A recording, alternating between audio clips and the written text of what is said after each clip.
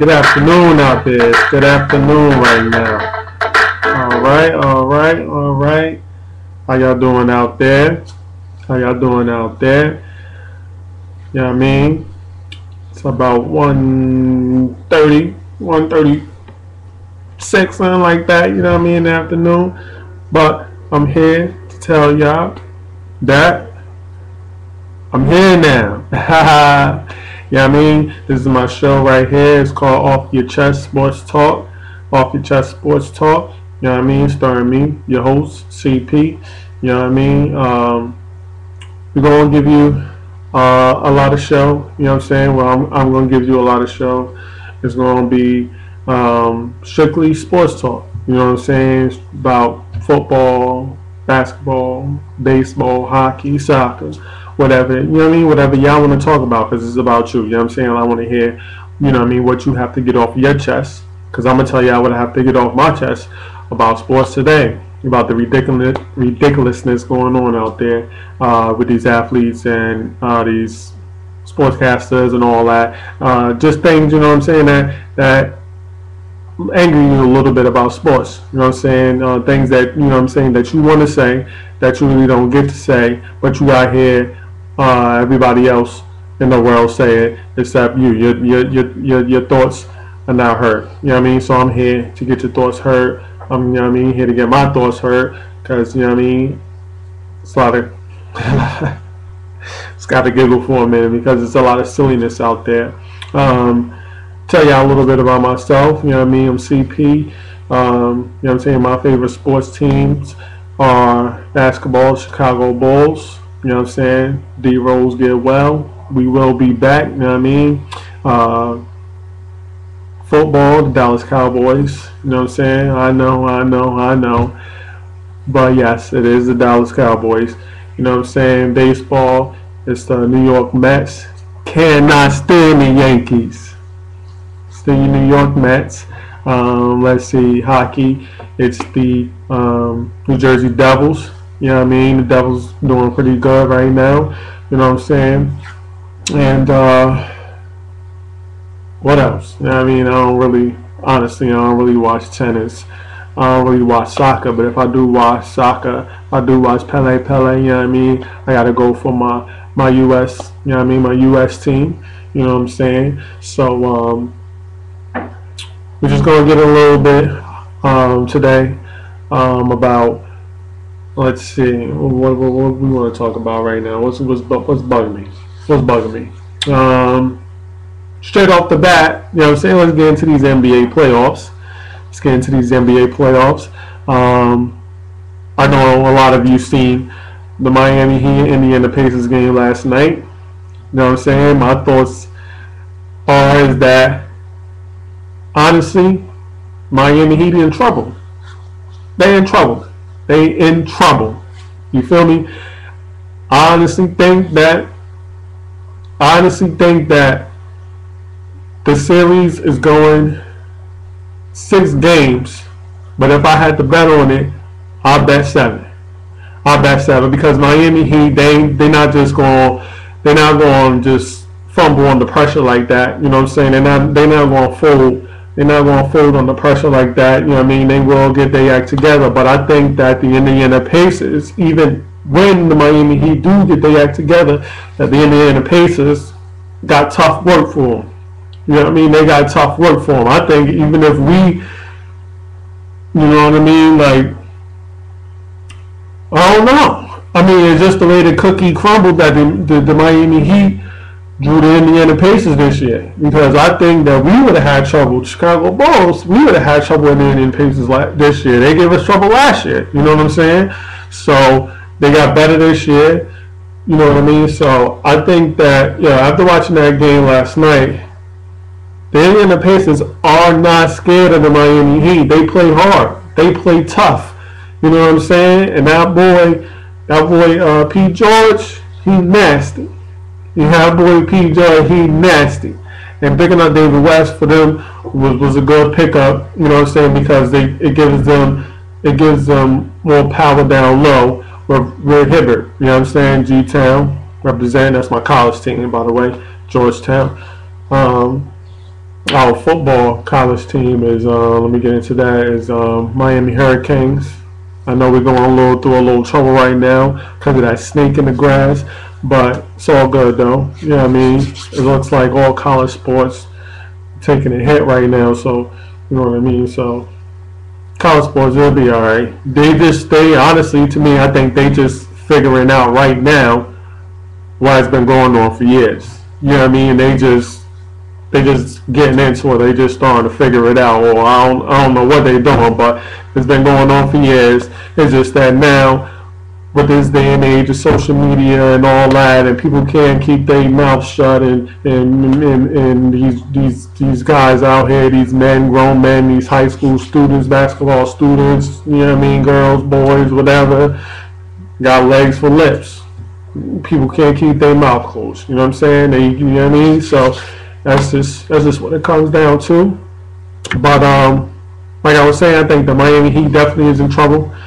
I definitely think they definitely are in trouble. I would not be surprised if the Indiana Pacers beat them. Then I wouldn't be surprised if the Indiana Pacers play Boston and give Boston a lot of trouble. I think that Indiana Pacers versus Boston Celtics is going to be it'll be a good matchup. I think that'll be something to see. I honestly, I'm just a believer in the Indiana Pacers right now. Like, they just got me believing. And now, meanwhile, we're on the Miami Heat. Something was said today on Mike and Mike this morning that I think points a real good, interesting topic of discussion, which is, let's say this summer, you know what I mean, the Miami Heat, they don't get to the promised land, they don't get to the championships, they do get knocked out by the Indiana Pacers or the Boston Celtics, and it's cause for a change. I know they're going to be like, Pat Riley's going to say, you know, Chris Bosh wasn't there, you know what I mean, so let's give it another round. But certain that Mike and Mike touched on this morning that I thought was very interesting, as if what if a trade was to go on? What if there was a trade, and the trade was between the New York Knicks and the Miami Heat? The New York Knicks and the Miami Heat. And you was to trade Carmelo Anthony for Dwayne Wade.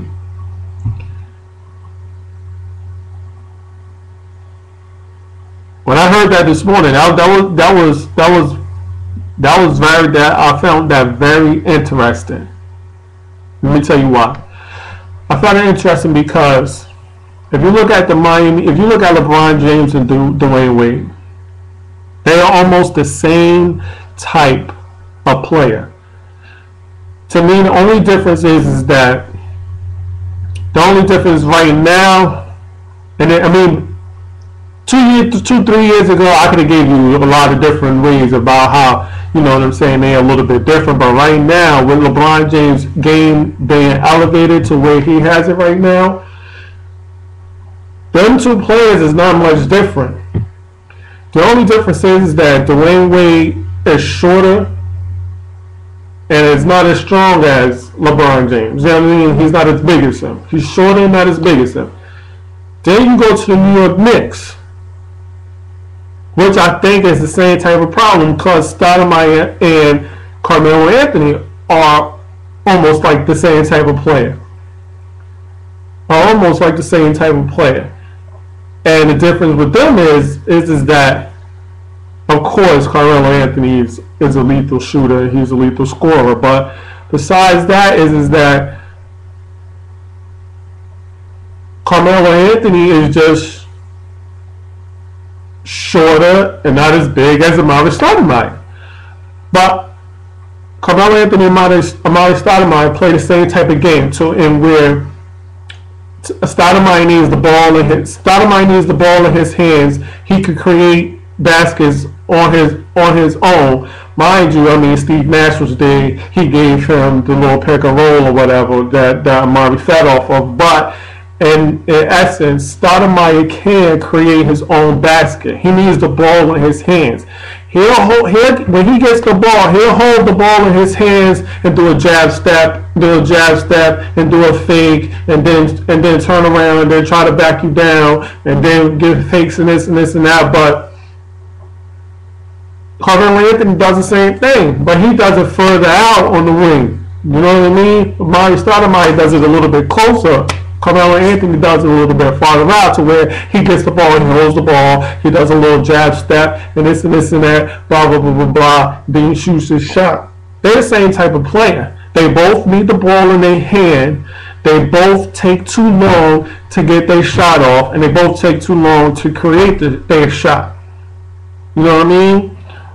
And then LeBron James and D Wade, them two players, they like to push the pace, push the basketball. They like to drive to the lane, and they like to get in one baskets. You know what I'm saying? Here and there, you'll see them post up and do a little shot, or you'll see them take a jump shot and this and that. But the majority of their game is driving the basketball. Carmelo Anthony and Marvin Stoudemire, their essence of their game is to give off a jab step or whatever and shoot jump shots. Now, you wouldn't want to take Amari Stoudemire and trade him with anybody else. Chris Bosh, not. Let Chris Bosh stay where he at. Let Chris Bosh stay where he at. But just think about it. If LeBron James is driving to kick the basketball and he drives to the hole and kicks the basketball, now instead of kicking it out to Miller or James Jones, now he's driving and kicking it out to Carmelo Anthony. Carmelo Anthony not missing that shot. Whether James Jones or whatever, they're missing that shot. Carmelo Anthony ain't missing that shot when LeBron James dished that ball out to him. He's not missing it at all. You know what I'm saying? He gonna get that ball, he gonna shoot it, or he could create his own shot, get to the hole, or whatever. You know what I'm saying? I think that them two players complement each other well, just like Dwayne Wade and Stoudemire will complement each other because they don't take because it's not taking up space. It's not clogging the lane, and it's you know what I mean. The offense will go more smoothly with that swap. With that swap to me, you know what I'm saying. You'll still have Chris Bosh that could stretch out the defense and keep people out and keep your center out the paint. But I think that with LeBron James driving and him dishing, you know what I'm saying, and then that, you know what I mean. I think that's a good deal. And they also was talking about if you take Dwight Howard, put him with LeBron James, trade Dwayne Wade and Chris Bosh for Dwight Howard. That sounds like a good deal to me, but the only way that's going to work is if they get a true point to where he knows how to do the pick and rolls, he knows how to set LeBron James up, he knows how to, you know what I mean, like true point, not a Mario Chalmers. And Mario Chalmers is nice, don't get me wrong, he's decent, but he's not a true point. You know what I mean? He's not a true point. You know what I'm saying? And that's the kind of that's the only reason. That's the only way that's going to work, yo.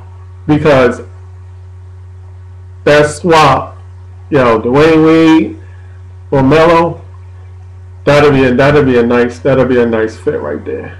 That'll be a nice fit right there. And on the other side of the playoff spectrum, Spurs, Clippers, come on, man. Spurs need more competition. They gonna sweep the Clippers. They gonna sweep them. It's not even funny how they doing it right now. It's not even funny. It's not even funny. Both games back to back. They beat